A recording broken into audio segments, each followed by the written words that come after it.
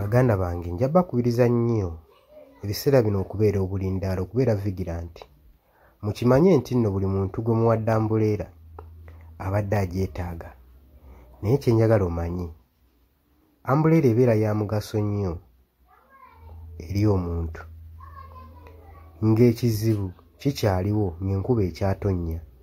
Ebeera ya mugaso nnyo ng'enkuba ekyatonnya. Naye enkuba kasita emala okukya weeti, bino saagala okyerabire, ambuleera efuuka ekizibu, efuuka badeni gy'oli era eyo buli muntu.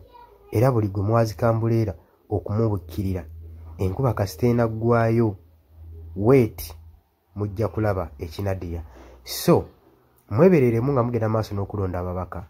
Nani gwe mugenda okuleeta omukulembeze ayinza okuba saa zino abeetagako ambuleera masekkati g'enkuba eno gye tulimu, nga kyanoonya kintu kimubikkirira.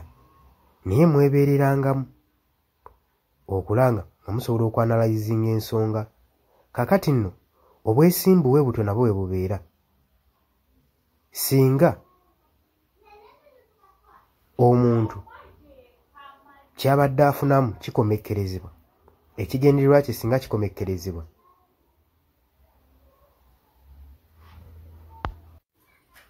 yeyo engeri obwesimbu gye bukomekkerezebwamu ng'ekyetaago kiweddewo.